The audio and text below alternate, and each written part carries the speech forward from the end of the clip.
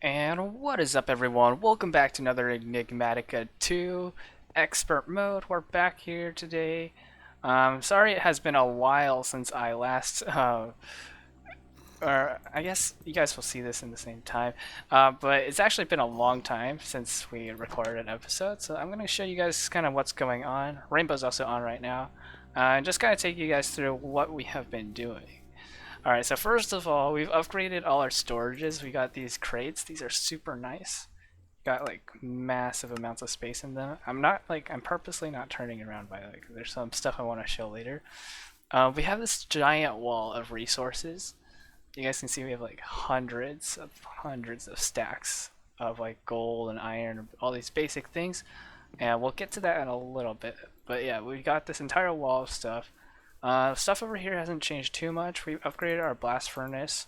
Rainbow's working on some Botania stuff, by the way. And also we got some stuff from Actually Editions. I haven't really used this too much, and also some Thaumcraft and Astral Sorcery, but we'll talk about that later. Yeah, so these things have just been kind of essential for progression. Now, back here, we've made a lot of progress. So first of all, we got rid of that big windmill right there. We replaced it with wind turbines, as well as some solar panels, but we don't actually use these anymore, and we'll get to why later. And we've got a whole new array of mechanism machines. Some of these are upgraded as well. We got like elite infusing, so it's insane amount of like stuff. Some basic ones. We haven't really worked on upgrading the other stuff. Some nuclear crafts. Foreshadowing for later, is the manufactory down here, which produces a bunch of crushed stuff. This is how you can ore double, by the way. You take in some ore, you throw it in the manufactory, you get 2 of the dust of that ore, and then you can take that down and smelt it. And over here is actually, over here is actually how we're getting all our ores. So we've actually got a little setup here where we got a compact cobblestone generator, and it's pumping cobblestone into this autocrafter, which sends this compressed cobblestone into this heavy hammer, which then is sent into this compactor, or this crafter, which produces compacted gravel, which then sends it down to here, which is our auto sieve, and this is what we actually got last time. And so we finally set it up. It's got power going into it. And so all this stuff basically takes it and puts it into this drawer, and the drawer stores them in these little things. Yeah, these drawers. This drawer controller stores them in the drawers. So we actually got some basic ore processing. We're actually not doing ore doubling because we don't have the... Well, at the time when we set this up, we didn't have the technology to do that yet. And we really haven't needed that many ores since. But it basically gets sent into this auto compressor. Compresses all the ores down like so. It takes this stuff, sends it into this hopper, or this hopper feeds into this ultimate furnace. I don't know if we had this last time, but we got it from a loot crate. Really lucky and really nice. And then we have coal just coming in from the back there, pumping into the ultimate furnace, sucks it down here into the ender chest, and then from this ender chest we pull out the items and store in this wall. And if you guys are wondering how we like do our furnace stuff, we can just take, I need to shut this off. I'll tell you what this is in a little bit. But basically we can just throw what we want to smelt inside of here. It's gonna turn it into that. It sends that down there. It's a bit slow right now because we don't have the proper upgrade. But it takes those miscellaneous items that don't fit in here and throws them into this chest, like so. And that's how we kind of just do our smelting. Now, this thing that you guys just saw, this is a Dink Knoll Mark 6. So how to open it is you basically press shift and then you right click, and you get this entire new inventory space. And it's super nice. It's like carrying a ME system with you, kind of, where basically you got all your stuff in here, and you can see I'm carrying 1,000 or 130,000 cobblestone on me. So this thing basically can store like 2.1 billion items in each slot instead of just 64. And it also, the great thing about this is if you take this like cobblestone and you just drop on the ground, it puts it into the dank null instead of inside your inventory, which is really great for mining. So that's why you can see I have a bunch of like comestives as well as some miscellaneous stuff. So like if I kill mobs, it just stores all the rotten flesh and inferning essence, so I don't have to deal with it clogging up my inventory. even though my inventory is still clogged up. So that's kind of how we've been doing our inventory sorting a little bit. And while we're on the subject of this, might as well show off the new tools we got. So we got this laser gun. It's a Osclo glass laser gun, which I think if you press control, you can see the stats. Yeah, we got Redstonia tough tool rod, Osclo glass pipe piece, refined glowstone laser medium, and Manolin battery cell. And this stuff is just to make like this utility laser gun. It's really cool. Let me see if there's some squids we can shoot at. Yeah, you basically aim at it. It also highlights them, and you just shoot it, and yeah, bam. One nice thing about this is you can shoot through walls. So yeah, it's got about a range of 30 blocks or so. So it's pretty good. We also got a cobalt pickaxe. Probably didn't have this last time. It's just standard stuff. Osco glass cleaver and some other just miscellaneous items. And so the reason why this is made out of Osco glass, by the way, is because it has a modifier called brown magic. So brown magic is basically like a teleporter thing. So if I press a key, I can bind it. My key, I think it's W, but I play with different controls, so it's different. The defaults are different. But when I press the portal key, I can teleport back to a certain location, anywhere on the map. And it says it doesn't work cross-dimensionally, but I found that it does. I'm not too sure what's up with that. We can also head underground right here, real quick. We have a couple spawners set up to do some stuff. I don't know why these guys are up here. They should not be up here. Maybe break that off. Oh, it's fine. Yeah, this is our string production. We needed string before, so we got this thing. But now it's kind of filled up, so I'll deal with that later. Down here we have a zombie spawner, which has a fluid storage. This is for the pink slime. We need this for a lot of RF tool stuff. And as well as we just got the liquid meat, which I don't have it on me, but there's a liquid meat feeder thing that we used before, but I don't use it anymore. And the reason why is we actually have a saturation and flying environmental controller, which allows us to fly in this land within like a certain sphere. Anyone can fly here, so it's pretty great. It's this thing. So we got this boy here. He's got a saturation environmental module and a flight module. And this basically gives anyone like within a 50 block radius these stats, so you don't have to eat. Yeah, and you see we got these mechanism universal cables connected to this power cell. This is actually like my biggest project so far on here. It's incredible. I'll take you guys to show it, but the reason why I'm using these universal cables is because they can transfer a massive amount of power. These trashy leadstone and even the hardened ones just are not up to the standards that we need, because this thing drains an insane amount of power. Compressor, this thing's at 1.2 million% power usage. Yeah, so basically this is just to support our power grid. And how we're getting our power, let me show you, is this boy. This is our nuclear reactor Mark III. So we actually had two of them. Both the first one melted down whenever I went to do something really quick, and I came back and just saw it instantly died. The second one, it was running well for like a day or two, and then I think what happened was we had a chunk loader, but the chunk loader only loaded half of the chunks, and what happened was the safety mechanism on this nuclear reactor actually got cut off, so it melted down because of that. And so here's kind of the nuclear reactor. You can't see it right now, but there is fuel inside of it. This is kind of like the progress of the fuel. We're using uranium, I think 238. Let me check the fuel canister. I'll give you guys a whole rundown. This thing is really cool. 235, yeah, sorry, 235. So the fuel goes into here, it produces energy, or it produces heat, and then uses the heat to generate energy. But right now it's set at a mechanism to keep it within this safe zone, as well as to keep the heat as low as possible so we don't have another meltdown. So whenever it exceeds a certain limit, it's going to shut off, temporarily just shut itself off. And I'll kind of show you guys through this process. This is my biggest project. I think it took me like 6 hours to build. And the building's not done, but all the features are done. We can also force shut it down with this button, which basically activates a piston on top of here, right here. This piston retracts and basically shuts down the reactor because the reactor can't work whenever the case is incomplete. And yeah, so that's that first feature. And oh boy, are there a lot of features in this thing.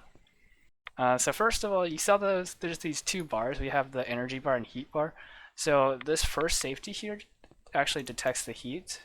So if the heat ever gets too hot, what will happen is it'll send a signal down here into the system, which basically controls whether the reactor is going to turn on or off. It's a little bit complicated. I won't get too much into it. But you guys can see it goes into this torch and stuff happens. Now, if the heat gets to about 50%, which is exceeding like the safe levels, it'll actually route over to this side, which will activate this safety right here. We have a normal piston, and what will happen is this piston will extend and break the chamber, causing the reactor to shut down. So that's the heat. We have a heat safety and a heat failsafe.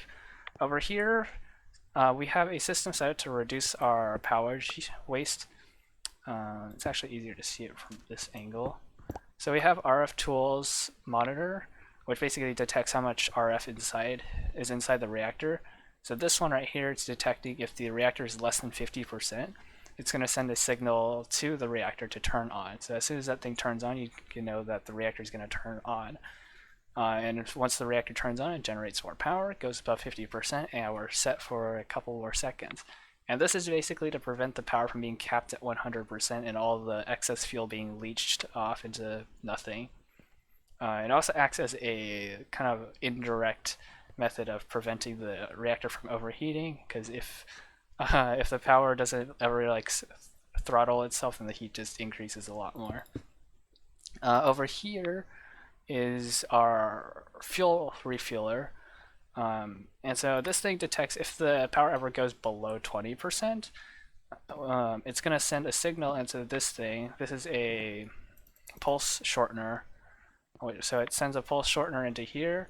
The pulse comes down here, it goes into this thing. Inside of this chest we have fuel. The fuel is then released whenever this redstone stops glowing. It's going to get sucked out away from here and then sends it into the reactor. And this is here because it's a way to prevent wasting fuel in case there's a meltdown. Because if there's a meltdown and the fuel is actually inside the reactor, what will happen is the fuel just becomes all wasted. And so this just prevents any of the fuel from being accidentally consumed if there's a meltdown, because everything's stored externally. Now, we actually have another safety right here. This monitor, this detects if the power is ever above 95%.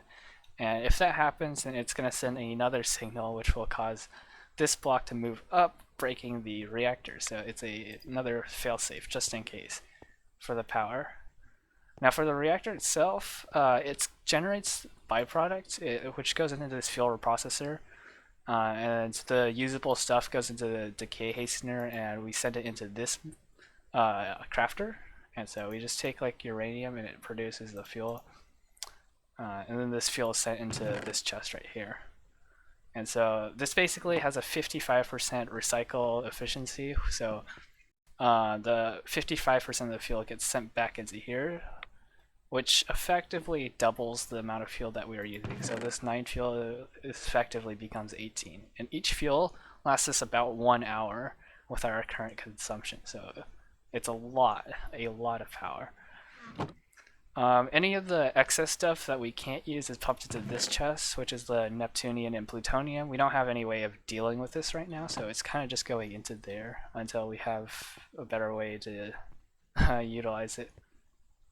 And so all the power, by the way, is getting sucked into these power cells. These RF power cells are actually wireless, so you can link them. And so this one is linked actually with the one that is down over there. And also, to keep this one from ever shattering due to chunk boundaries, this entire thing is built within one chunk. This part's cut off. Slight OCD, but can't do too much about it. Um, yeah, so everything's contained within this single chunk to prevent another like accident from happening.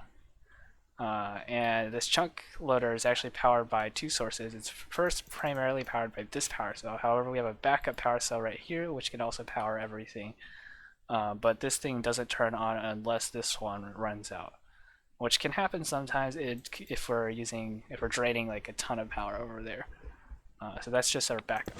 Oops, I just set off a safety. uh, yeah. So yeah, we have that. Also, we have a peace candle here. Peace candle prevents mobs from spawning within a 3-block radius. We grabbed it from the village that we raided from episode 1. So yeah, this is kind of my most technologically difficult build so far. It's a lot of fun to build this stuff. I can't wait until we go deeper into this, because we can actually take this stuff here and reprocess it into a second reactor to generate even more power, but I haven't gotten to that yet. These are the scraps from my previous reactor, by the way. So yeah, that's that reactor. Very, very proud of that. And here's the power cell that's linked up, by the way. Oh yeah, we got some more industrial craft 2 stuff. These stuff aren't hooked up yet because we don't really need them. I think Rainbow is trying to figure out some Botania stuff over here. Not too sure what's he doing, but it's like auto mana generation, I believe. Maybe I should tell him about using the sparks. Yeah. Over here we actually have this is planned to be, what do you call it? It's planned to be a Plowman's lunch generator. So Plowman's lunch actually gives nutrition, 4% nutrition to all these bars, which is great because you get like strength 2 and resistance 2 if they're all maxed out. And so how this is kind of working is we just have a farmer up here harvesting soybeans, and soybeans are incredible. They can be used to make almost anything food-wise. It's just kind of going to this chest, and this is actually a really cool system. I spent a while building this thing. So what happens with this is it working right now? Yeah, so what happens with this is whenever it detects there's a certain amount of soybean in here, it's gonna start pulling. So we'll pretend it's like pulling all the soybeans out.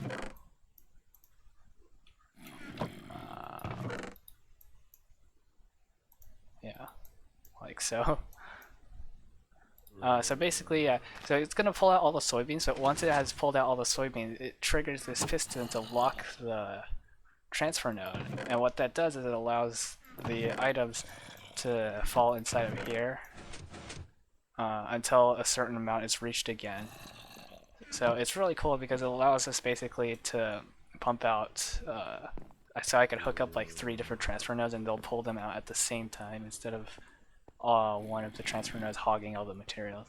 But this is not done. We'll finish this another day. Okay, so let's go check out some other stuff as well. It's actually, we actually had 2 other players join us, Vloop and Slundy. Mainly Vloop's been playing, Slundy hasn't been on that much, but they've been playing around with magic and stuff. Oh yeah, I forgot to mention, I actually have a angel ring. Kind of important to note, so I could actually fly around. We got the materials by killing the Wither, and we got Dragon's Breath from a loot crate, so we haven't actually fought the dragon yet. That's coming in the next episode that we're going to record soon after this one.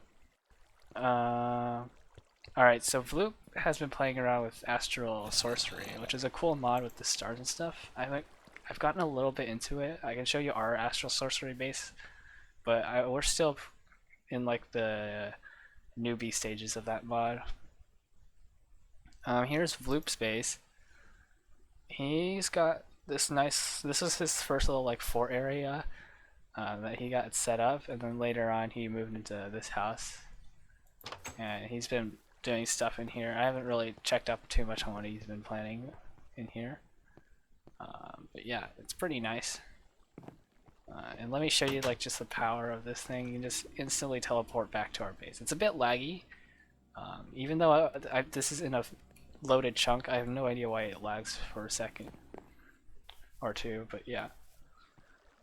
Anything else over here? I think that's pretty much all that's happened with this base. We got like this little rubber processing plant. So how this thing works is we just go get some rubber trees.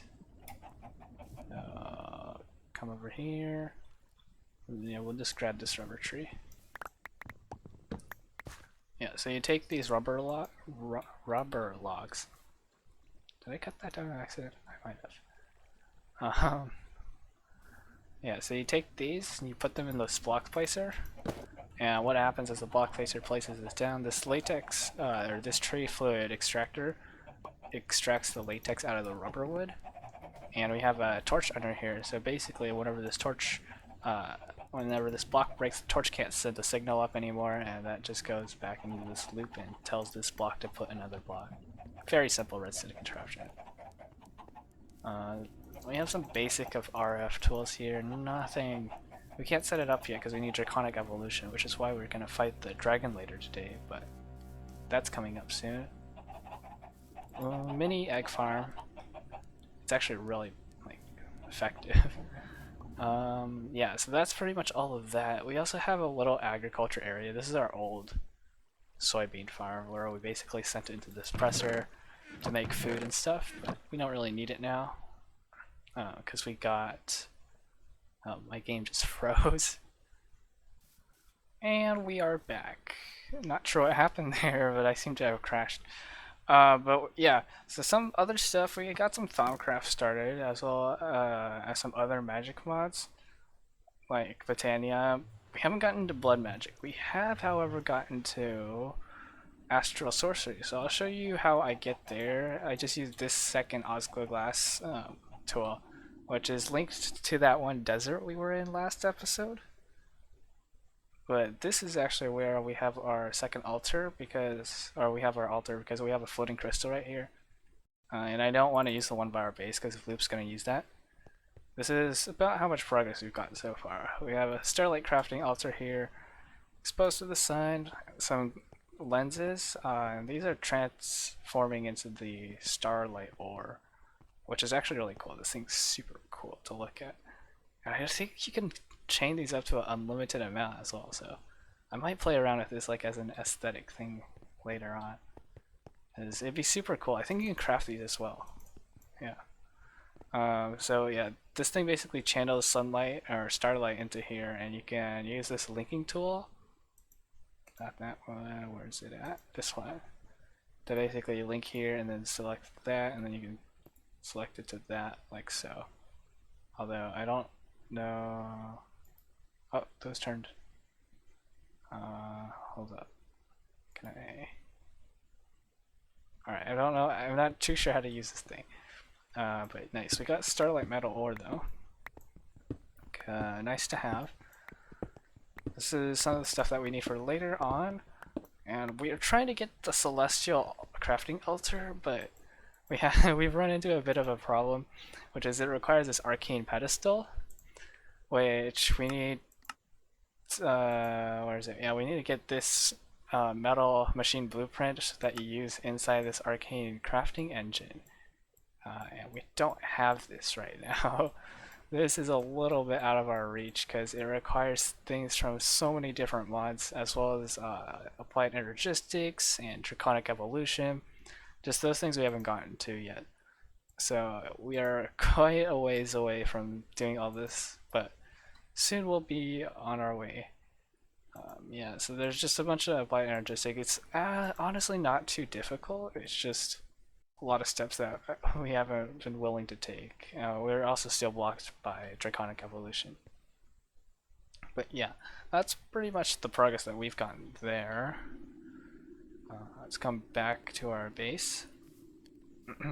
So yeah, that's about all the progress that we have so far. But what we're gonna do next is probably Botania, set up this what is this? Oh, nice terrace steel. Set up this toast maker that I hope to eventually automate, as well as get into Draconic Evolution soon. And if you're wondering where we got these course fruits from, by the way, we got the course seeds from a plant, as well as some core or endstone from or we got endstone bricks, and they use a chisel to convert them into normal endstone. And we use that to craft the elytras that you need to make the angel rings. So yeah, so a little ingenious innovation. I don't know. Yeah, we can actually check out our quest book. I haven't taken a look in the past while. We've been kind of just taking our stuff and throwing it in just a random chest. Not too much organization going on here. Let's see, what quests have we gotten done? So we got some minor ones done in Astral Sorcery, Industrial Foregoing, Safari Nets, nice, and Botania, some Terra Steel stuff. Yeah, so we're chugging along. Got still a lot of long way to go. I can kind of take you guys through the stuff that we still have yet to do. Industrial craft, yeah, we're missing a bunch of this stuff still. We haven't really found the need for them yet, so we haven't made that. Forestry, we're pretty much all done except for this bee armor, but we have to get into like bee stuff, which I'm personally not a fan of, so we haven't done any of that. Immersive engineering is almost done, just a couple of those. We can do those really quick if we want. I just haven't felt like doing that either. Thaumcraft, oh man, this mod is crazy. We're playing Thaumcraft 6 here, and there's like so much stuff to learn about it. Now we've like scratched the surface on this mod.